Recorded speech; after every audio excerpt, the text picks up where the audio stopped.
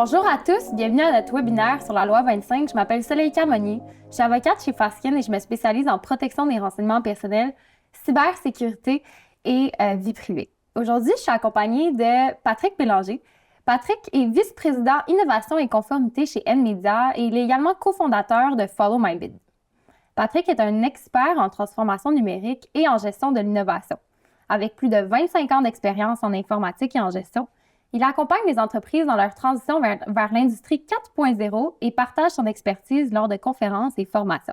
Bonjour Patrick. Salut Soso. Pour sa part, Stéphane est vice-président TI chez Nmedia.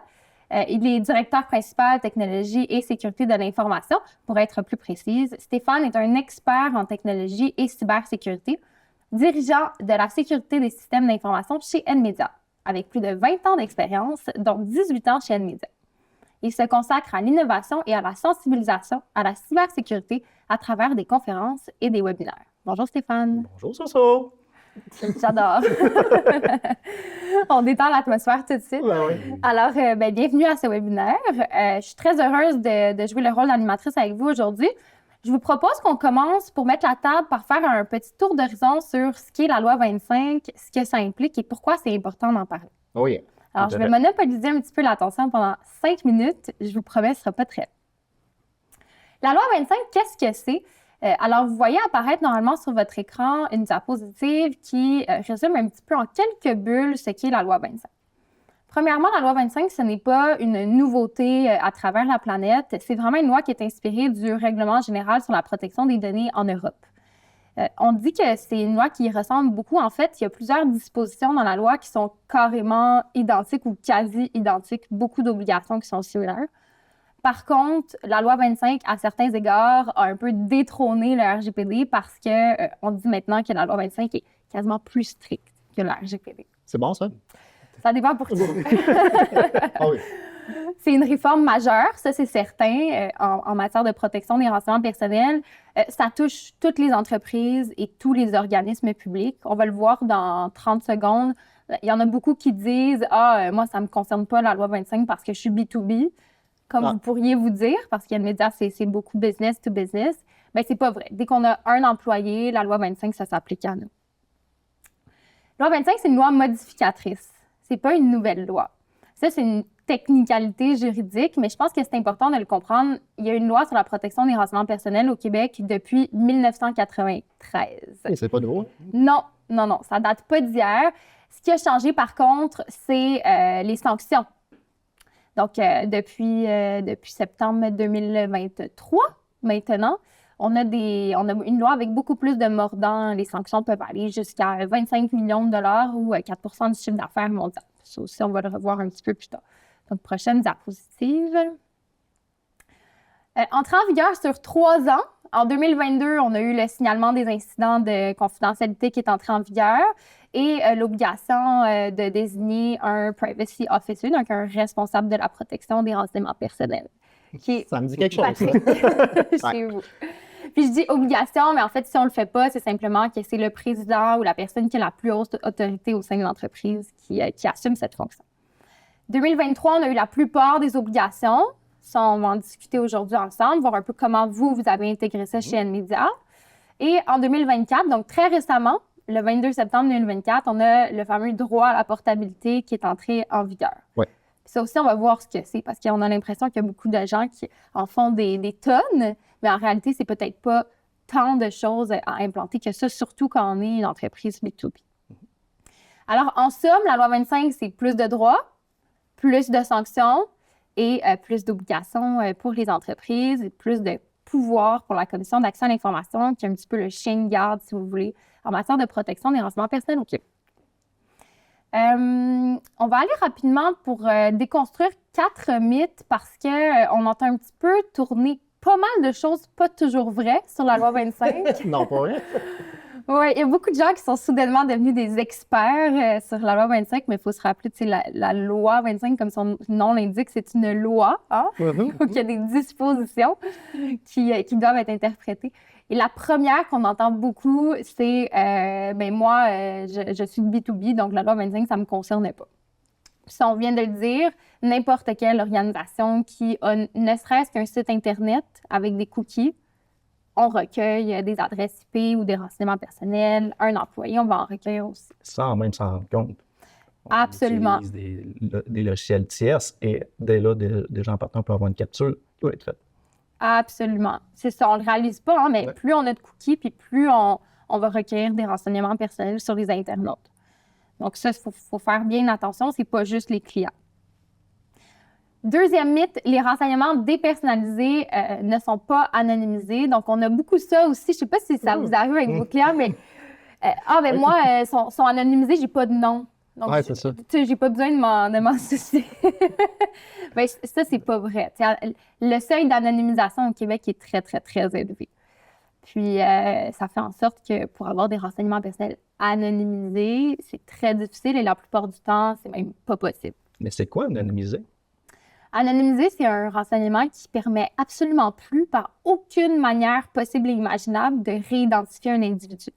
Puis ça, pour l'analyser, parce que ça prend une analyse, il faut être capable d'analyser les renseignements qu'on a en ligne, les renseignements qu'un tiers peut détenir, les renseignements que nous, on détient. Donc, c'est pas juste est-ce que c'est raisonnablement possible ou facile de réidentifier quelqu'un. Il faut que ce soit impossible. Exact. Fait que je crois que c'est la notion qui est très importante de retenir. Il ne faut vraiment pas être capable d'être retracé la dite personne, ou du moins l'information rattachée à l'individu. Puis comme Sonika disait, c'est pas juste une information, c'est quand que je mets ça avec d'autres informations alentour, puis là, tout d'un coup, ça rapetisse sur une personne. Exact. Donc, oui, puis ça, il y en a beaucoup qui se trompent.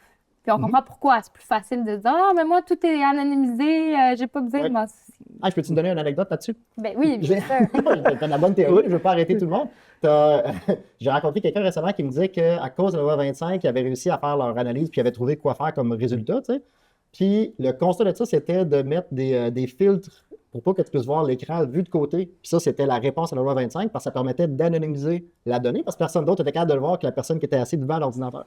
Ça, c'était la réponse à la loi 25. Fait qu'on voit vraiment de tout là, présentement. Là. Mais ton anecdote est parfaite pour faire le pont avec la troisième mythe qui est protéger les renseignements sensibles, c'est génial, mais le tour est loin d'être joué. La loi 25, c'est pas juste des mesures de sécurité. En fait, c'est de la protection des renseignements personnels, puis ça passe par toutes sortes de choses comme la réalisation de FVP, d'évaluation des facteurs relatifs à la vie privée. Puis là, Stéphane hoche la tête oui, parce un petit qu'il adore document, ça. mais oui, tout à fait. Bien, c'est un document qui permet d'amener les bonnes réflexions, justement, parce que des fois, on ne se rend pas compte, mais qu'est-ce qu'on capture comme actif? C'est important de prendre un bon moment, de se poser les vraies bonnes questions, à savoir qu'est-ce qu'on va faire et qu'est-ce qu'on va gérer au travers de ces événements. Comme ça, un retour d'expérience, je pense, Steph, on peut dire, la première fois que tu as rempli le FVP qu'on avait chez le média, c'était combien de pages, ça? C'était environ 36 pages. 36 pages? Oui, juste après qu'on me présente la nouvelle version plus short, c'était comme, ah bon, OK, c'est correct, oui, mais oui. Là, j'aurais dû t'envoyer la plus short en Oui, exact. Ça, c'est de ma faute. C'est un running, oui. On s'adapte. Oh oui, c'est ça. ben Écoute, oui. toi, on n'aura pas. Et c'est une nouveauté, comme on dit. Oui. Donc, même la conformité en tant que telle, c'est pas quelque chose qui était une habitude pour les entreprises, sauf peut-être certaines qui étaient dans le domaine pharmaceutique ou financier, qui étaient déjà hyper réglementées. La conformité en soi, c'est vraiment une habitude à prendre. Puis après ça, on peut le réutiliser. La dernière anecdote, en fait, le dernier mythe, plutôt, la loi a une portée extraterritoriale. Ça aussi, il y a beaucoup de clients qui viennent chez nous, chez Fasken, et qui nous disent « Ah, mais moi, ma place d'affaires principale est aux États-Unis. Je n'ai qu'un établissement au Québec et donc pas besoin de se soucier de la loi 25. » Ben non, c'est pas ça le critère. Malheureusement, dès qu'on a des employés ou qu'on a des activités au Québec, il y a un test juridique à faire, là, mais très souvent, c'est plus large que ce qu'on croit et la loi s'applique à nous. Généralement parlant, si je suis une entreprise qui est établie, mettons, à Vancouver, puis que je desserre aussi le marché québécois, là, c'est clair qu'il faut que je me conforme avec les obligations que la loi 25 amène à cette compagnie-là aussi. Bien, si on a un client, là, il y a une analyse à faire, mais si on a beaucoup de clientèle, c'est très contextuel, en fait. Si je fais des annonces sur le bord de la venue, puis que je mets en disant « venez aller sur notre site web, venez remplir des formulaires, puis tout ça. » Là, il y a beaucoup plus de chances que oui. Quand même probable, OK, c'est ça. Puis souvent, en conformité, on a cette tendance ou cette stratégie de se dire, bien, quand c'est probable qu'on ne veut pas compléter toute l'analyse au complet, on considère qu'on va adopter l'approche la plus safe, qui est de se conformer. Oui. C'est ça que je trouve intéressant, en préparant le webinaire, quand je réfléchissais à ça, c'était de se dire, dans le marché, il y a beaucoup de monde qui cherche à comprendre, la loi 25, si c'est pour moi, si c'est pas pour moi, puis tout ça. Puis on va le voir, il y a plein d'angles dans lesquels, à partir du moment où tu décides de juste go with the flow, d'avoir une approche zen de ça, puis de dire c'est pas quelque chose qui va m'empêcher de travailler, puis qui va m'empêcher de pouvoir faire mes revenus, puis de faire ce que j'ai à faire comme compagnie opérante. Puis de l'autre côté, c'est pas quelque chose non plus qui va me protéger de tous les autres risques, mais la voie du milieu comme le gros bon sens de ça, si tu es en train de le travailler pour toi puis ta gang, puis ce que tu gères, ben pour le reste de la communauté autour, tu deviens un endroit safe aussi. Tu es capable de répondre à la question de est-ce que tu es conforme? Oui. Ça va donner des avantages aussi sur le côté de comprendre comme mon traitement, comment il fonctionne, c'est quoi mes dépendances, c'est où que j'ai des informations qui sont très importantes à protéger. Puis là, en gestion de la sécurité, là, on a plein de. C'est ça, on a une meilleure map de qu'est-ce qu'il faut qu'on protège là-dessus plutôt que de juste. Pour nous, ça a été une opportunité majeure de pouvoir enfin prendre le temps de réfléchir sur justement qu'est-ce qu'on exécutait avec les actifs qu'on reçoit, prendre le temps de les vérifier s'ils étaient pertinents ou non. Fait qu'on en a même profité pour rendre des processus plus efficients. Il y a même des processus qui ont complètement disparu parce qu'on s'est rendu compte qu'à force d'être tout le temps dedans, on ne voyait plus que finalement, il n'y avait plus de valeur ajoutée. Fait que pour nous, ça a été une très bonne opportunité de devenir plus efficient et plus efficace. Puis côté gestion de risque des cyberincidents, parce que ça aussi, ça vit dans l'univers, là, il y a beaucoup de cybersécurité. Puis la loi 25 est un très bon parallèle à la sécurité de l'information. Fait que ça a été très, très le fun de pouvoir parler de ce volet-là, puis de prendre le temps, tout le monde ensemble, de s'asseoir, parce que c'est pas juste les jeunes TI, là.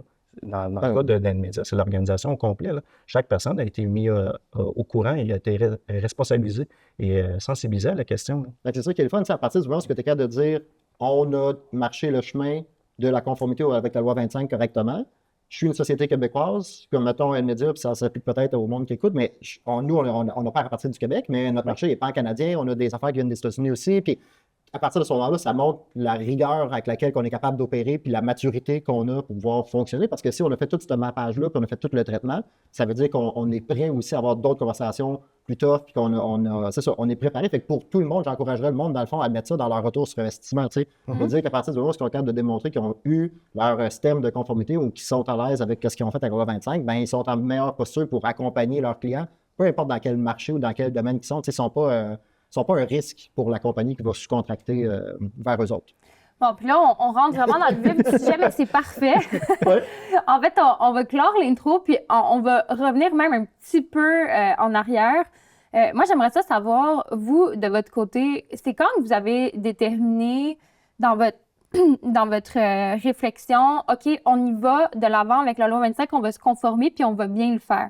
Parce qu'on le sait, on a beaucoup de chefs d'entreprise ou d'exécutants qui hésitent beaucoup à se mettre la patte dedans parce qu'ils se disent, est-ce que ça va être un engrenage? Est-ce que là, je vais devoir stopper mes opérations pendant 6 mois pour juste faire de la conformité? Vous, comment ça s'est passé? Puis peut-être on peut commencer par Stéphane, puis ensuite tu complèteras Patrick. Bien, pour nous, ça s'est bien passé. Puis bien passé. C'est sûr que comme n'importe quel projet d'envergure, il y a toujours des questionnements, puis je dirais, pas des incompréhensions, mais des risques qu'on veut associer justement à quel point que ça va disturber l'entreprise à vouloir se conformer ou autre.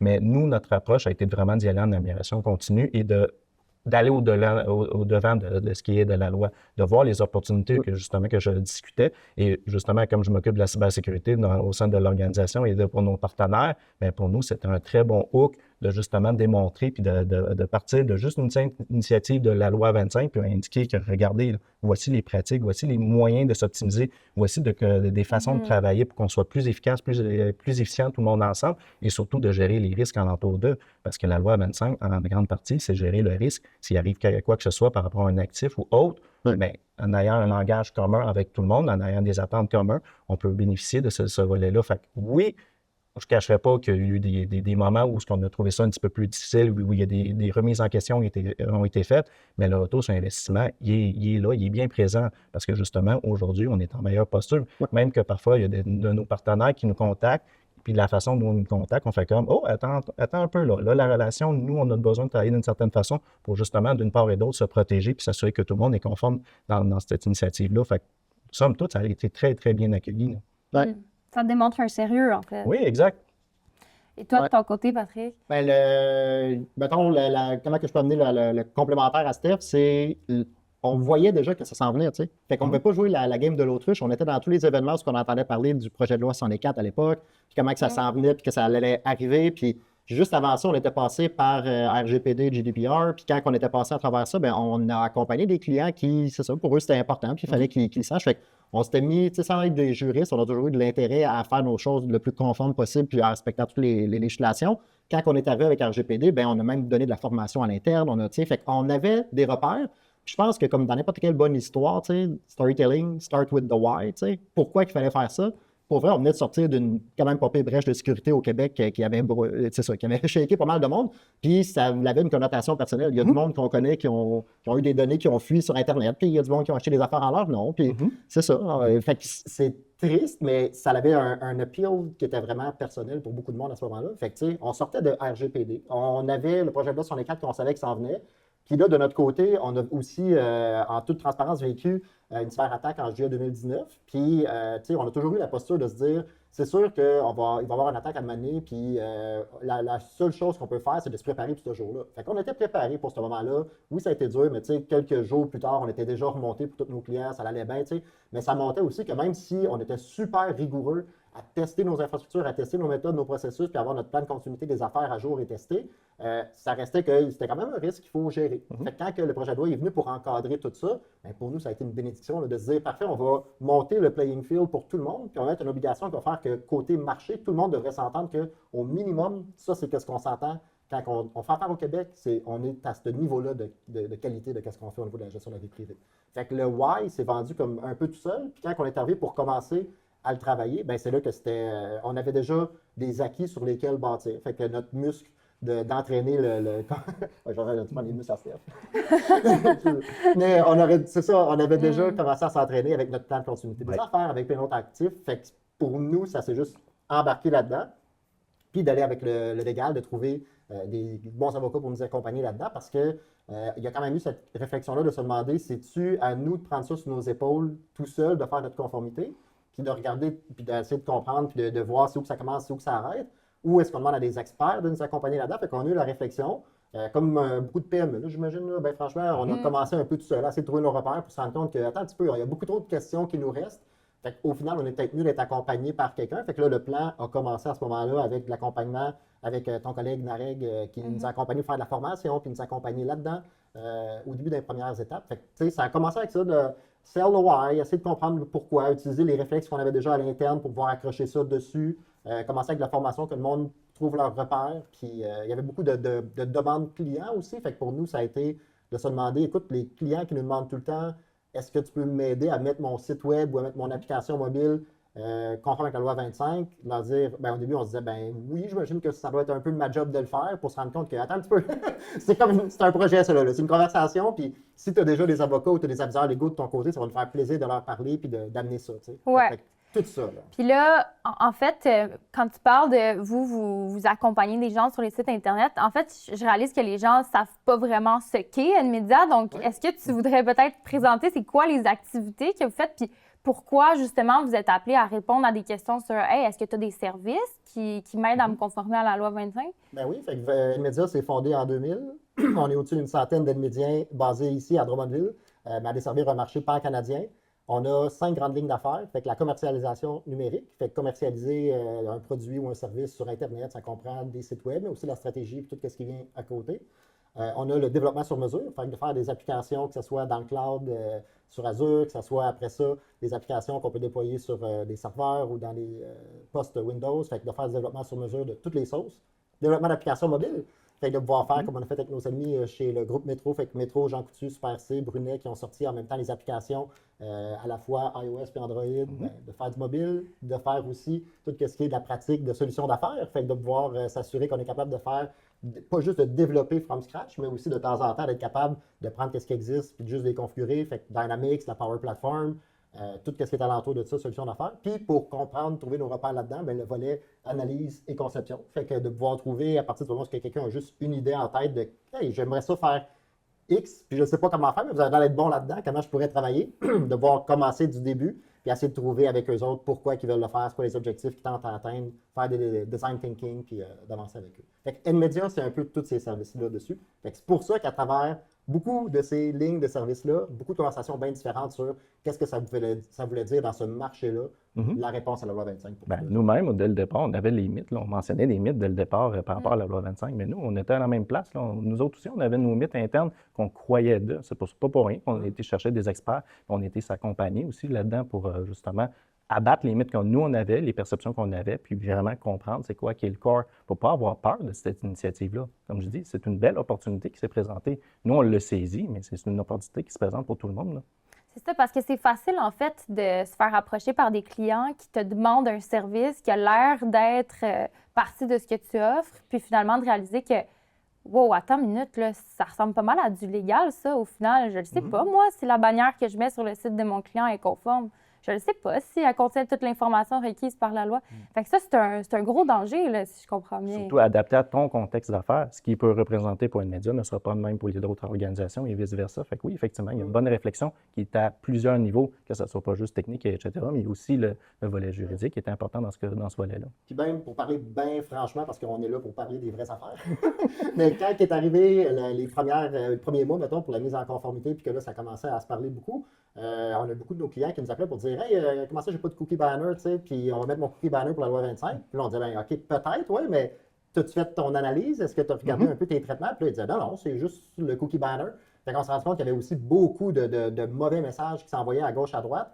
J'ai aucune idée d'où provenaient, c'était qui des émetteurs, puis comment ça, mais ça finissait quand même que c'était réconfortant pour un entrepreneur de se dire « Ah, tout ce que j'ai à faire, c'est de payer une facture de 2000$ puis de mettre un cookie banner, puis c'est réglé, tu sais. » Mais c'est pas ça qui vient te protéger, puis c'est pas ça qui va faire que tu vas être en bonne posture.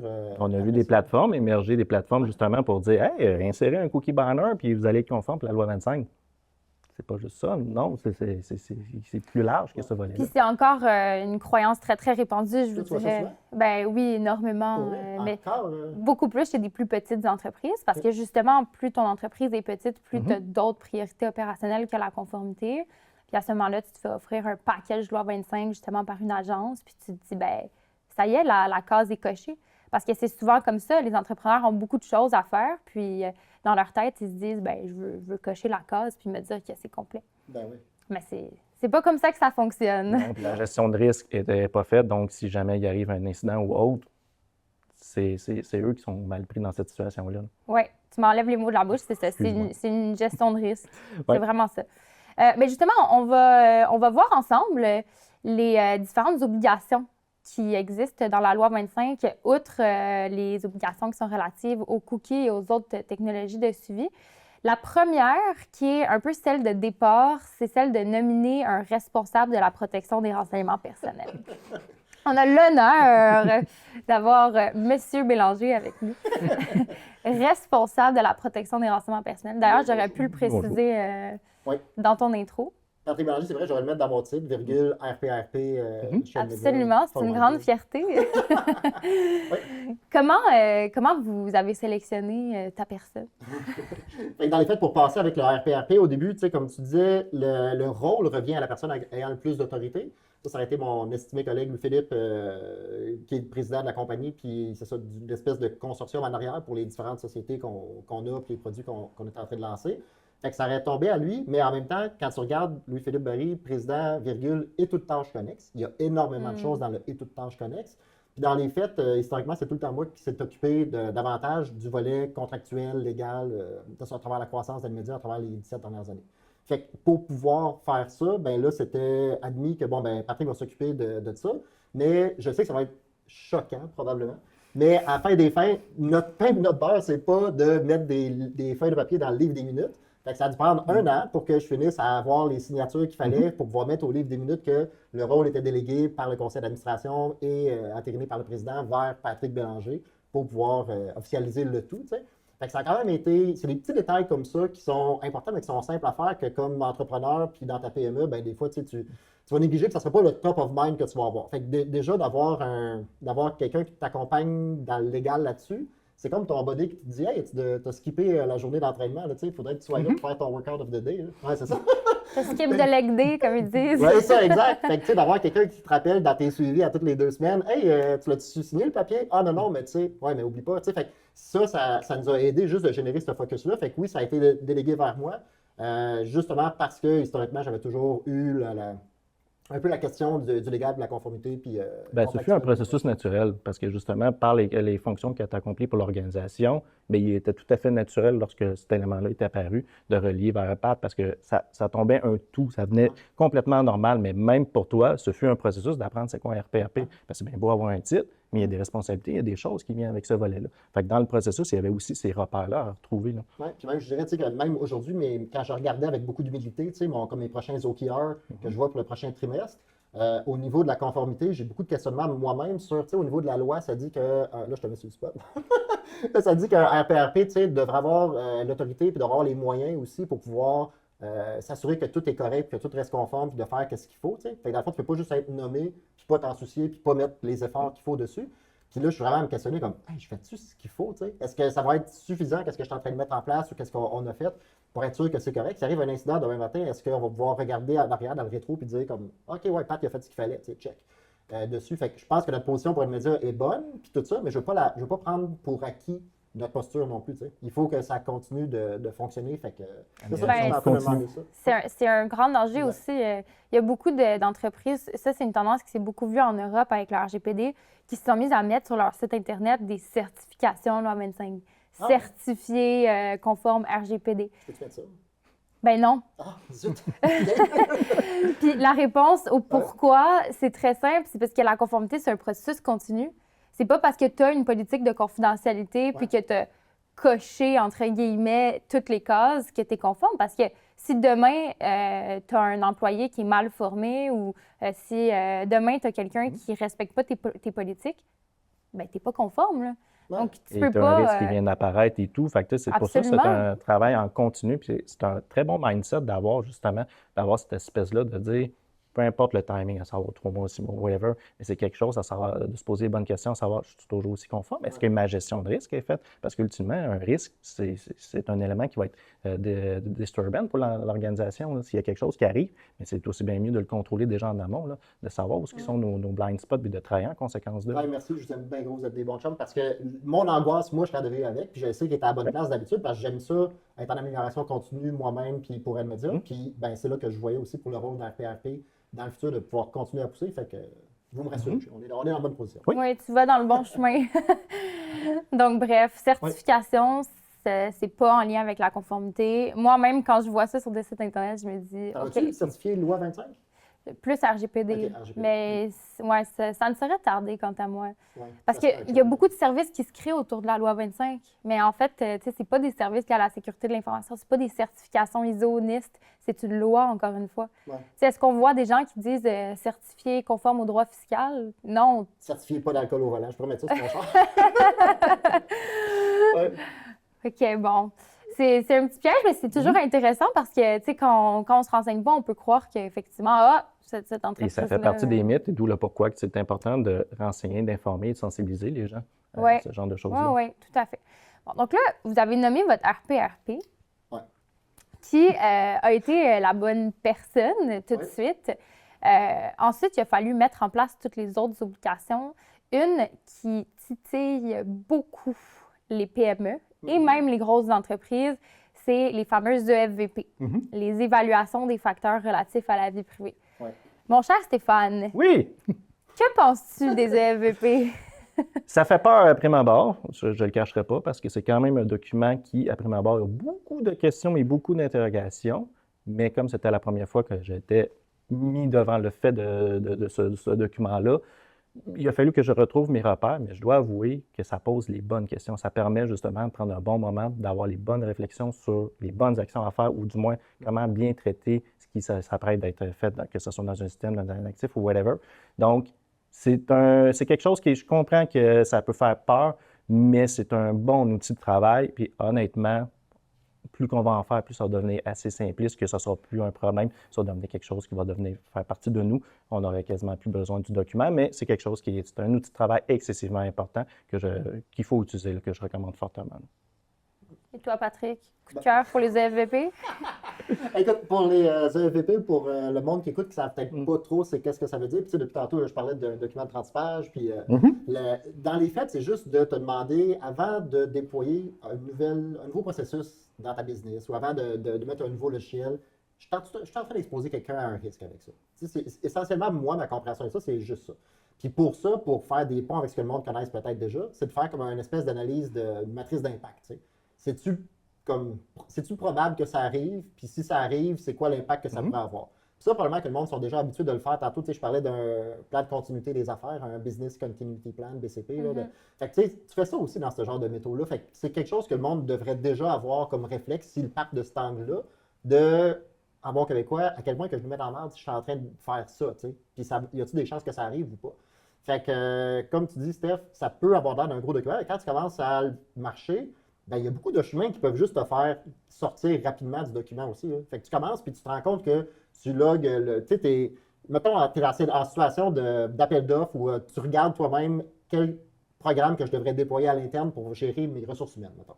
Puis là, tu te rends compte qu'il y en a un qui, quand tu reçois tes CV, ben, automatiquement va aller les détruire un an et demi après. Puis comme, OK. Puis là, puis ça, tu regardes les autres, tu ne peux pas les détruire, ils sont tout le temps là, puis ils servent à faire de l'entraînement pour l'intelligence artificielle, puis ils peuvent être utilisés par d'autres mondes dans des banques de CV. Tu sais.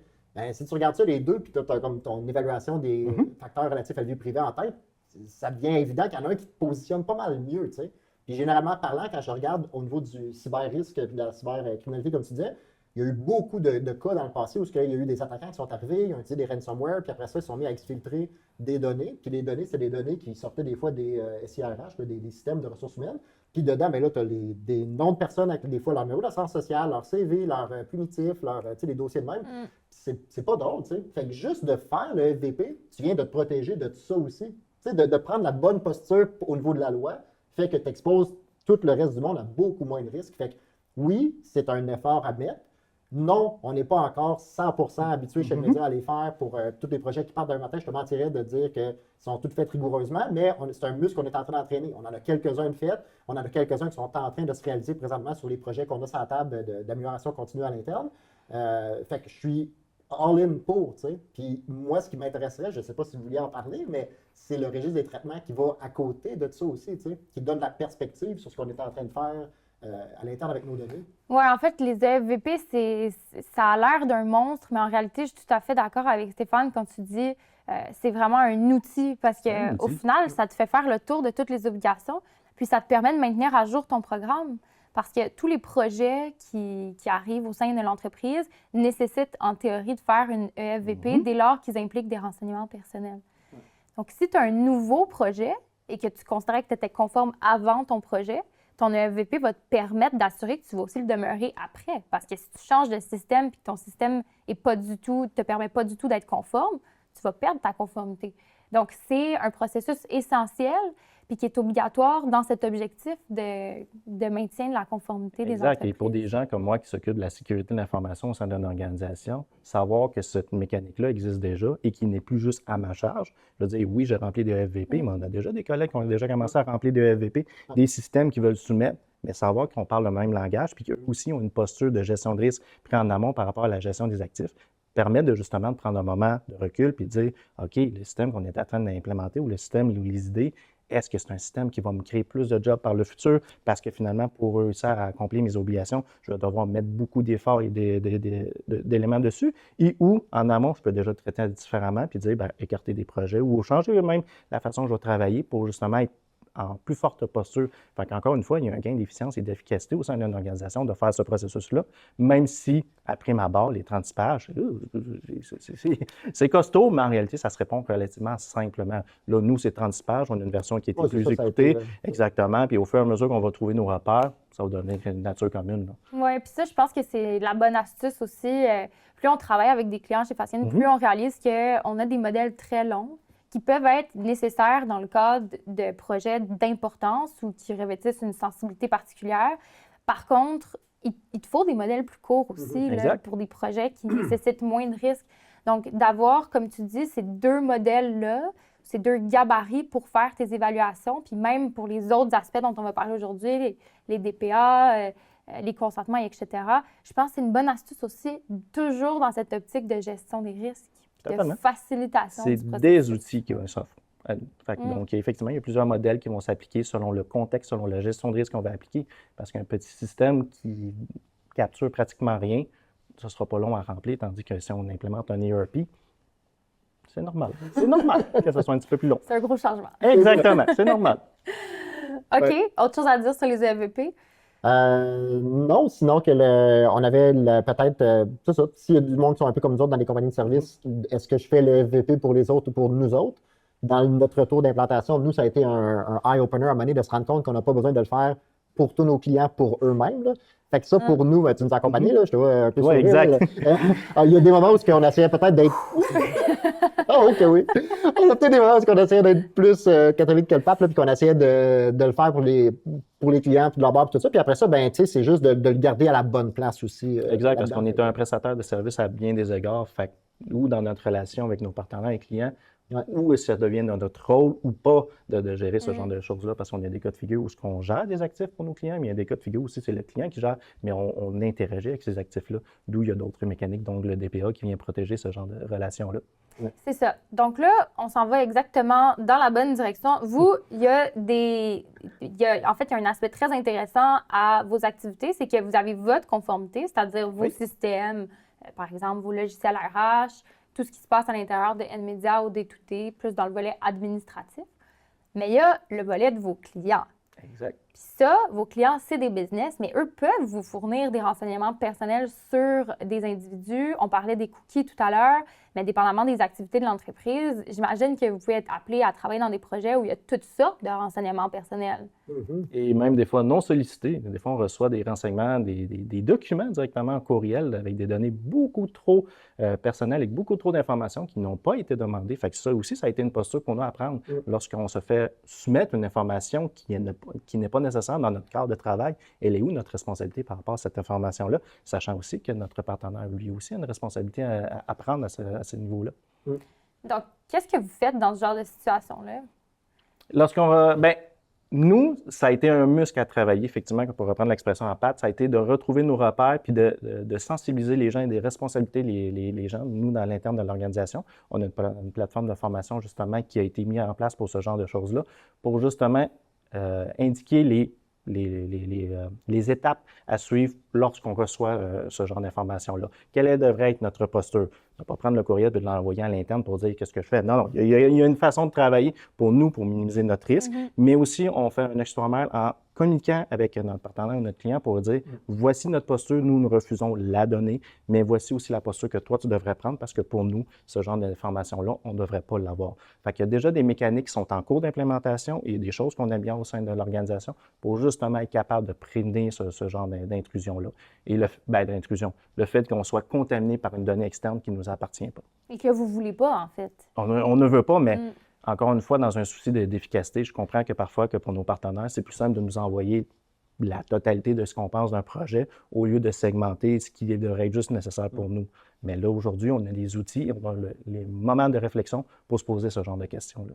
Tu sais, il y a 20 ans, on recevait, mettons, pour être bien précis, là, mettons, il y a 20 ans, c'était peut-être comme le monde envoyait des copies de leur fichier Access à tout le monde en disant « Hey, peux-tu me corriger ta affaire, peux-tu me déboguer tel truc? » Puis ça, ben OK, c'était comme ça que le monde travaillait avant, mais maintenant, il y a encore du monde qui vont faire la même chose, qui vont exporter une BD, qui vont te l'envoyer, ils vont dire « Ah, peux-tu regarder ça? Tu sais? » Puis quand tu ouvres les données, tu te rends compte que, OK, il y a peut-être des données là-dedans que je ne devrais pas avoir accès dessus, tu sais. Puis ça, c'est un continuum, puis mon expérience là-dedans, c'est comme tu dis, il y a un muscle à entraîner dessus. Oui.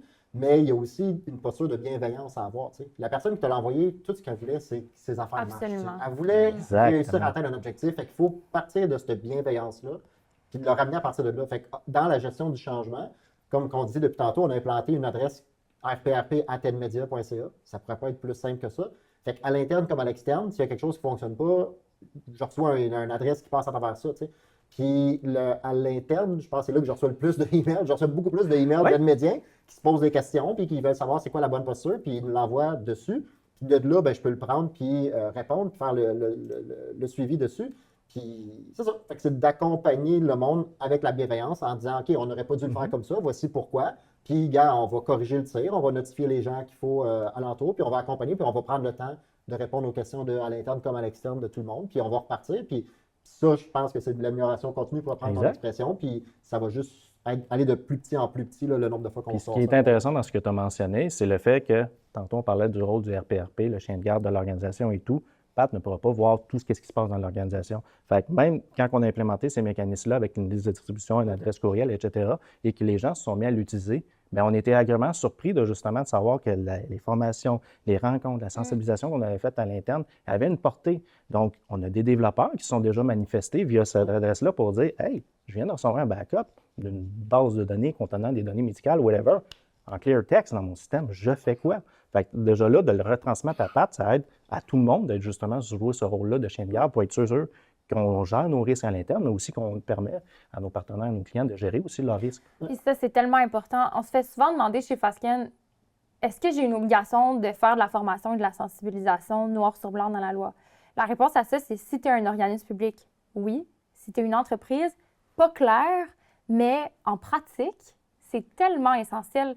Tu as beau mettre toutes les politiques que tu veux en place, les implanter, les diffuser, si tu n'expliques pas à ton monde ce qu'il faut faire, si tu leur donnes pas des points de contact, notamment un RPRP, ou si éventuellement vous avez 2000 employés, peut-être plusieurs data stewards qu'on appelle, ça va pas fonctionner. Ta première ligne de défense, ça sera pas là, puis tu n'y arriveras pas. Et le parallèle est très fort avec la sécurité de l'information. Ce n'est pas juste des moyens techniques, c'est pas juste des processus, c'est des moyens humains. C'est pas pour rien que les attaquants, les cybercriminels utilisent les boîtes de courriel puis qui visent des individus spécifiques parce que les êtres humains en arrière de ça peuvent contenir le maillon faible ou peuvent, par une action qui peut paraître banale, créer une brèche ou créer un incident de sécurité qui pourrait amener à l'exposition des données qui vont compromettre la loi 25. Fait que oui, effectivement, c'est pas juste l'affaire de spécialistes juridiques ou de technologie ou autres, c'est vraiment l'affaire de tout le monde, que ce soit dans l'organisation, dans les partenaires, c'est vraiment l'affaire de tout le monde. C'est important, justement, de transmettre ces informations-là, puis d'adapter la formation à l'auditoire et le type de données qui vont être mis.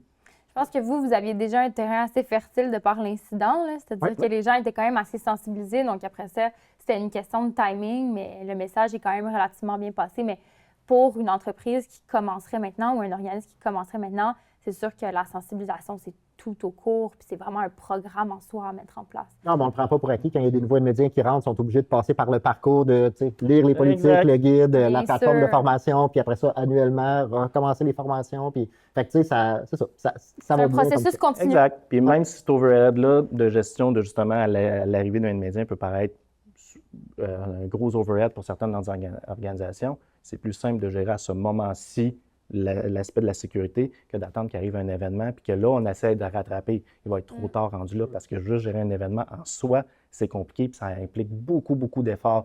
Fait que si on est capable en amont de faire de la prévention, on gagne. Là. Ah oui, oui. Puis même, je veux dire, dans le cas où il y aurait une enquête chez Nmedia, par exemple la Commission d'accès à l'information, de dire, bien, regardez, on a fait 3 formations, on a mis en place des politiques, on a fait affaire avec un cabinet d'avocats externes. C'est un argument quand même béton parce que je pense qu'au-delà du résultat, c'est-à-dire, mettons, s'il y a une brèche de sécurité, le fait que vous ayez été diligent, c'est un concept excessivement important en droit. Ça veut dire, vu que je t'ai là sur le spot, qu'est-ce qu'il va me demander? Avec la caisse, justement, là, est-ce que je suis mieux d'avoir beaucoup d'éléments dans mon registre d'incidents ou je suis mieux de garder ça au strict minimum par rapport à ça? Parce qu'un des éléments qui est bien, c'est d'avoir mon registre de il y avait un incident, puis comment on l'a géré, qu'est-ce qui est passé, y a-t-il de l'information qui est sortie ou pas? C'est le genre de choses qu'on a été plus pragmatiques à mettre en place chez le média avec notre conformité avec la loi 25. As-tu un conseil? Rule of thumb là-dessus? Ouais? Plus ou moins? Puis, Un registre d'incidents pour les gens qui nous écoutent, c'est un document qui est obligatoire. Donc, dans la loi, on a un contenu obligatoire pour le registre d'incidents. Il faut le maintenir à jour, puis ça vise tout type d'incident de sécurité, c'est-à-dire aussi banal que j'envoie un courriel au mauvais destinataire. Ça constitue un accès non autorisé, il faut le consigner au registre. Donc, mettre plus que ça, parce que l'obligation est déjà très large, ça fait beaucoup. Là. Donc, non, moi, je conseille de mettre que ce que la loi demande. Mais ça veut dire déjà de ne pas hésiter puis de ne pas avoir peur. T'sais. Moi, je vois ça comme d'autres processus, des fois, qui te demandent, si tu te fais auditer, tu es mieux de montrer que tu étais un acteur diligent et que tu faisais tes affaires. Bien sûr. Tu es mieux d'en mettre un petit peu, tu es mieux de le mettre au fur et à mesure, dans le fond. C'est sûr, tu ne te poses pas tant la question. Si tu te poses la question, probablement que tu connais la réponse. Si c'est est-ce que je pense que ça va dedans ou pas, tu fais juste m'inscrire, puis tu as ton processus de toute façon à la fin pour pouvoir l'enlever dans X années ou. Oui, c'est sûr, mais après, il y a toujours des questions à partir du moment où on a un gros incident qui peut déraper, il faut contrôler le message, il faut s'assurer qu'on ne divulgue pas non plus qu'est-ce qu'il faut. Donc, c'est sûr que là, il y a des considérations juridiques, puis on arrive dans une toute autre dynamique que la conformité. Donc, c'est pour ça, je pense pour le registre, on se limite vraiment à ce qui est requis. Par contre, ça n'empêche pas qu'on peut avoir une version maison dans laquelle on a plus de commentaires ou on a un petit peu plus d'informations, puis ça, on ne l'envoie pas nécessairement au régulateur. Exact. Ça devient ton knowledge base, puis ça te permet de pouvoir faire ton amélioration interne. Oui, parce que les gens veulent aller vite, là, on l'a dit plusieurs fois aujourd'hui, puis souvent, on envoie des documents, puis on voit qu'il n'y a pas nécessairement de réponse de l'autre bord, puis ça, malheureusement, ça fait en sorte que oui, tu as des documents, mais ils ne sont pas implantés, donc tu es un peu à la case départ. Là. Donc, de se les approprier, de se faire des versions maison, d'octroyer des rôles et responsabilités, c'est toujours un plus. Ça, c'est sûr et certain. Et ne pas avoir ce registre-là est un risque pour une organisation. Parce que justement, si le CAI vient cogner à la porte et tu n'as rien, c'est déjà un risque. Fait que ne pas hésiter dès aujourd'hui, pour ceux qui n'en auraient pas, de commencer cette réflexion-là, d'au moins établir, même si le registre, je dis n'importe quoi, c'est une grille Excel avec 4 colonnes, c'est déjà mieux que juste rien avoir. Là. Au moins un muscle que tu peux commencer à entraîner. Exactement. Puis si on y va avec une optique d'amélioration continue, aujourd'hui, c'est peut-être 4 colonnes dans un fichier Excel. Dans 6 mois, 1 an, c'est peut-être autre chose qui va être plus efficace, plus efficient. Il y a des systèmes d'automation qui existent à bien des égards. Il y a des plateformes qui permettent même à quelque part de tracker ce genre d'événements-là. Mais de commencer tôt permet de justement, après ça, de grandir dans cette pratique-là puis de gagner en efficience. Absolument. Bon, là, je vais vous ramener sur le terrain des clients. J'adore, c'est une conversation ouverte. C'est vraiment ça le but de l'exercice. Là, on a parlé beaucoup les clients qui vous donnent de l'information. Ça, je pense que c'est une question intéressante parce qu'il y en a beaucoup qui sont des prestataires de services, qui offrent des services et qui sont dans votre situation, c'est-à-dire qu'ils peuvent recevoir des renseignements personnels. Quand on parle contractuel, je sais que là, peut-être qu'il y en a qui vont avoir peur là, parce qu'on parle de documentation juridique. Qu'est-ce qu'on peut faire techniquement sous la loi 25 pour rassurer son client par rapport aux services qu'on offre? Au niveau contractuel, je vais le prendre. Oui, vas-y. Sinon, je le dis, mais vas-y. Fait qu'au niveau contractuel, pour être médias avec les recommandations qu'on a reçues, puis qu'est-ce qu'on a fait comme travaux, mettre à jour ses politiques externes. Fait que déjà, on peut faire le ménage dans la maison puis être sûr que tout est beau en dedans, là, mais à l'externe aussi, il faut qu'on puisse projeter ça. Fait que les politiques, les politiques de comment on va traiter la donnée, de nos politiques générales, nos politiques sur les ressources humaines aussi, quand on reçoit un CV ou quand... Bon, fait que tout ça, c'est une bonne posture déjà d'avoir tes politiques.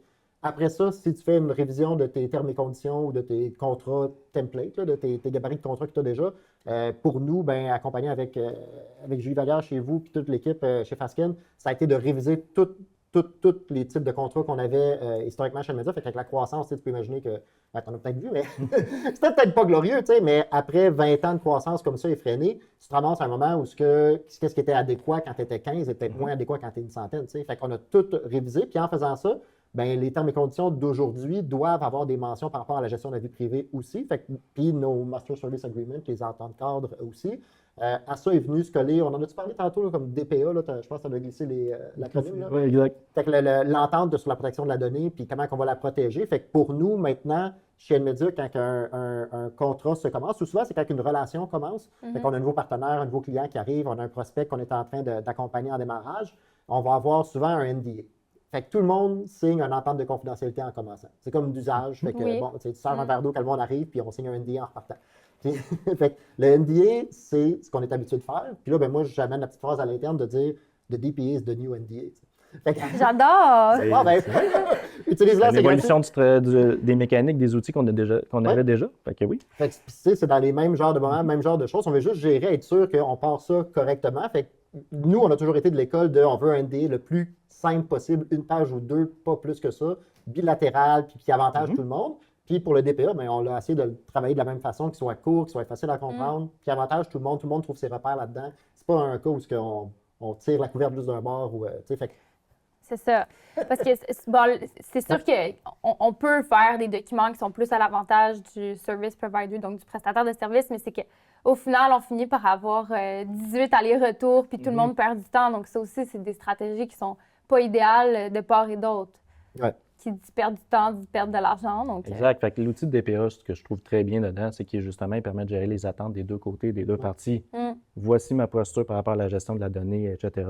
toi, c'est quoi ta posture? Est-ce qu'on est capable de s'arrimer? Est-ce qu'on fit? S'il y a déjà quelque chose, la conversation va être plus autour de comment on s'arrime au lieu de la mécanique. Fait que l'outil DPA, de DPA is the new NDA, c'est exactement ça. Là. C'est une évolution d'un outil de travail qu'on était déjà habitué, mais là, en rajoutant cette option-là, ça nous permet de justement d'aiguiller les conversations sur des bons éléments pour aller vers la conformité puis respecter la conformité que nous, on a aussi mis en place chez les médias. Exact. Donc, c'est hyper important, les DPA. Puis, pour les fins de l'auditoire, DPA, Data Processing Agreement, en bon français. En termes de traitement de la donnée, oui. Mais il n'y a pas vraiment de traduction répandue comme pour le DPA en français. Donc, il faudrait que quelqu'un la crée. Oui, bon, on se met là-dessus. Oui. Okay. Vous avez l'air bon en slogan. On va vous laisser nous revenir avec ça. Ouais. OK, bon, ben super. Donc, ça, c'est pour le DPA. Je vais vous amener maintenant sur un autre terrain qui est en lien avec vos clients. Il y a une obligation dans la loi de toujours assurer que par défaut, les plus hauts standards de confidentialité sont assurés dès qu'on bâtit des produits, y compris des produits numériques tels des sites Internet.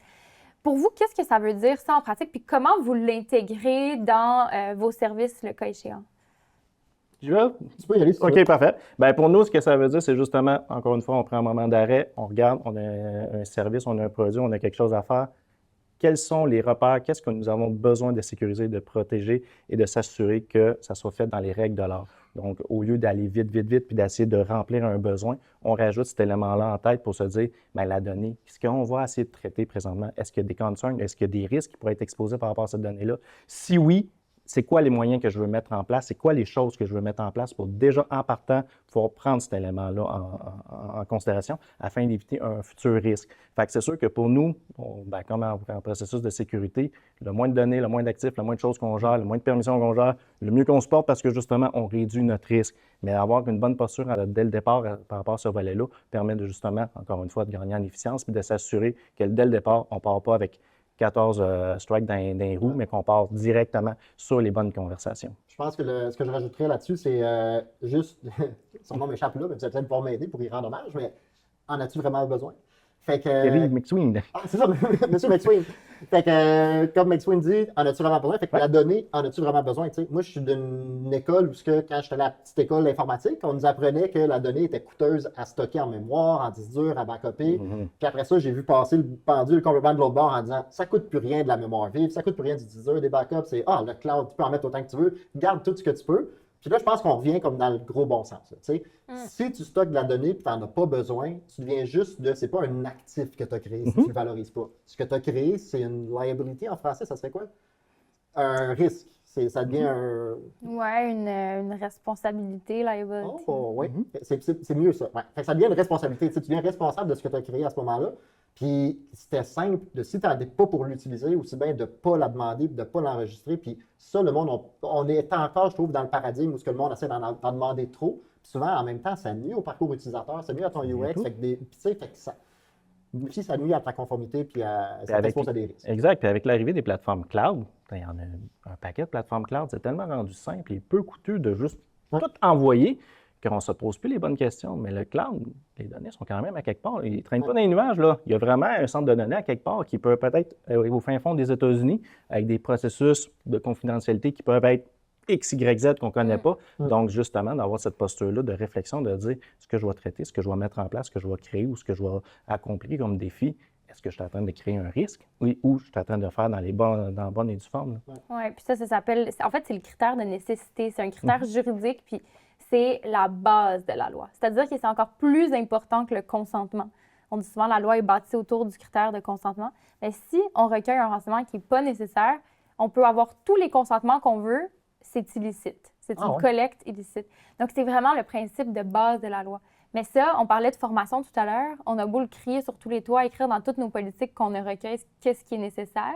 Si on ne forme pas, si on ne sensibilise pas, puis si on ne se pose pas des questions, ça ne va pas arriver magiquement que tout d'un coup, on aura juste ce dont on a besoin.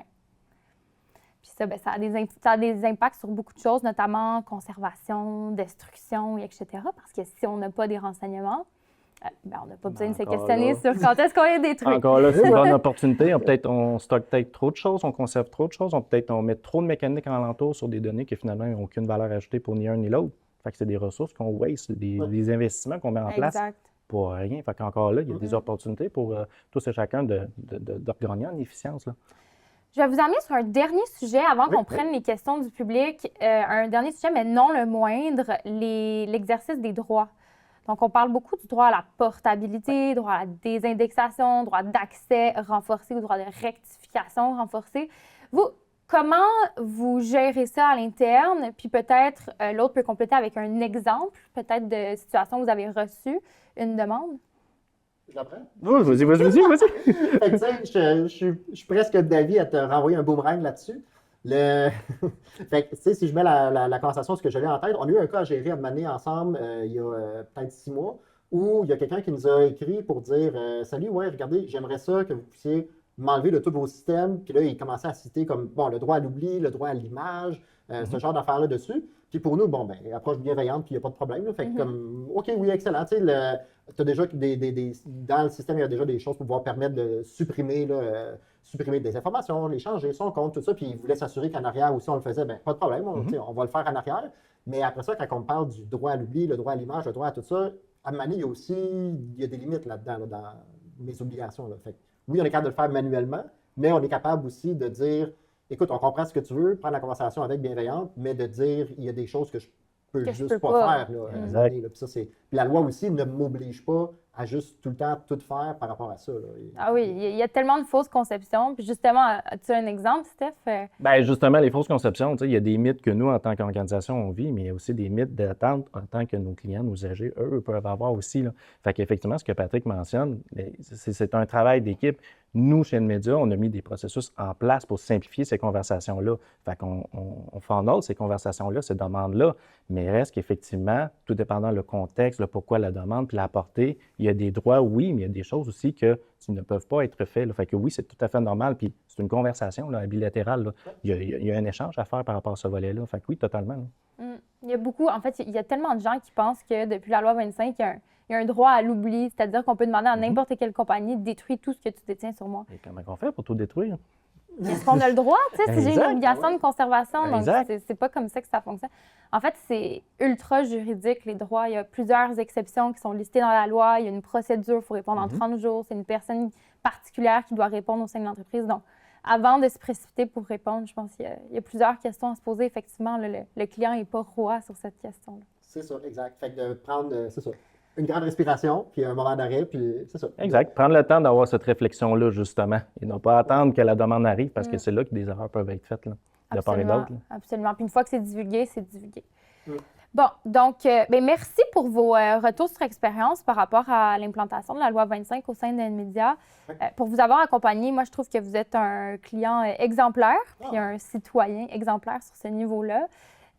Votre conformité est vraiment très, très bien par rapport à l'industrie. Donc, je pense que vous êtes des représentants idéaux pour parler de ce type de questions-là. Si je peux me permettre, Fasken a été fantastique. Exactement. Un gros merci. Oui, exact. Parce que, tu sais, toi, mais toute votre équipe aussi, là, ça a été du monde qu'on pouvait appeler n'importe quand avec des questions. Puis des fois, moi, je pouvais sentir que j'étais l'idiot dans la place, moi, dans ma tête. Puis quand je vous parlais, ben on me disait « Wow, OK, t'as pensé à ça, Kim? C'est hot que vous soyez rendu là. » Oh, OK, je pensais que c'était moi. Je suis pas tout seul. Oui, c'est ça. Exact. Non, ça a vraiment été un charme de travailler avec toi et toute l'équipe de Fasken. Plaisir partagé. Donc, on va peut-être prendre une ou deux questions du public. On a 4 minutes. La première question, est-ce normal que certaines agences marketing veuillent connaître le pourcentage de visiteurs qui refusent les cookies? Est-ce qu'un de vous veut la prendre? Vas-y. Je peux y aller. Je pense que oui, c'est tout à fait normal. Moi, je suis très bienveillant avec cette question-là, de se demander c'est quoi la proportion, parce que si on regarde historiquement, les agences marketing ont aussi eu d'autres obligations, comme de regarder, tu sais, techniquement, le first time to interactive, des choses comme ça. Puis on a découvert que des fois, d'essayer de tracker qu'est-ce qui se passait avec notre clientèle, ça allait dans le chemin de bloquer des utilisateurs de faire leurs actions. Fait que juste de les tracker, ça bloquait. Fait qu'il y a du monde qui ont, même Google, ont commencé à dire, vous n'êtes peut-être pas obligé de tout tracker parce que si ça nuit au chemin puis tu as moins de ventes, ben tu fais pas bonne affaire. T'sais. Fait il y a déjà ce trend-là que j'accueille et que j'observe. Puis quand on nous demande c'est quoi la proportion du monde qui vont décider de ne pas y aller, il y a des outils, techniquement, là, pour les gens qui nous écoutent, peut-être s'ils veulent chercher. Tu as tout ce qui est la mode actuelle, le paradigme actuel de faire du server-side analytic. Fait que de regarder du côté du client-side analytic, de regarder les gens s'ils veulent autoriser ou pas les cookies puis envoyer des instructions au serveur de qu'est-ce qui s'est passé. Mais du côté serveur, tu es capable de savoir combien de pages que tu as envoyées aussi. Fait que tu sais, il y a comme une petite règle du pouce que tu peux essayer de calculer combien de personnes sont venues, puis combien de personnes ont autorisé. Puis entre les deux, tu es capable de calculer la distance. Puis ça, ben, ça peut être un bon indicateur justement sur ton marché à toi, parce que d'un marché à l'autre, ça peut être bien différent. Ça va changer, oui. Sur comment que les gens vont, quel pourcentage qu'ils vont accepter ou pas. OK. Autre chose à ajouter? Non, ça va. Réponse complète. OK. Peut-être une deuxième question. Comment gérer les systèmes obsolètes ou non conformes, mais desquels l'entreprise est dépendante? Question pour toi, Stéphane. Exact. Toutes les organisations, on est tous dans le même bateau dans ce cas-ci. C'est normal qu'on ait des systèmes legacy, puis c'est totalement normal. Je veux dire, ça fait partie de notre vie. Là. Ce qui était une technologie aujourd'hui porteur, dans peut-être 6 mois, 1 an, va être complètement désuet. Et surtout avec l'arrivée de l'intelligence artificielle, dont mon collègue Patrick Bélanger fait l'innovation au sein de l'organisation. On va voir ce genre de technologie où l'obsolétude à apparaître sur beaucoup de technologies. Encore une fois, la meilleure posture, c'est l'amélioration continue. Faire une gestion de risque, OK, parfait. Ma technologie qui présentement est peut-être pas nécessairement conforme par rapport à mes obligations de la loi 25, c'est quoi mes risques alentour d'eux? Qu'est-ce qui me permet de pallier à ces risques-là? Et les gens seraient surpris de voir qu'il y a beaucoup de technologies ou beaucoup de solutions qui existent à moindre coût pour pouvoir pallier à ces risques-là et même les réduire aux plus simples expressions. Il faut juste prendre le temps de se poser les questions, il faut juste prendre le temps de regarder. Et ensuite, quand il y a eu des outils comme le FVP qui apparaissent dans le décor, bien, la progression, vers quoi qu'on va tendre, mais ces outils-là viennent juste dans un front commun, simplifier la conversation. On sait qu'il va y avoir de l'amélioration, on sait que les systèmes vont survivre, qu'ils vont changer, qu'ils vont évoluer. Les technologies vont évoluer énormément. Mais en ayant ces outils-là communs, ça simplifie la conversation, puis ça simplifie la réflexion pour tout le monde. Tout le monde va avancer dans le même bateau et vers une amélioration continue. Petit à petit, bien, c'est la phrase parfaite pour clore notre webinaire. Je vous remercie beaucoup tous les deux. Je pense que ça a été très instructif pour les participants d'aujourd'hui. Si vous avez des questions, n'hésitez pas à nous contacter. Je pense que nos coordonnées vont être affichées. Puis on vous souhaite une très belle journée, une belle fin de semaine. Salut tout le monde!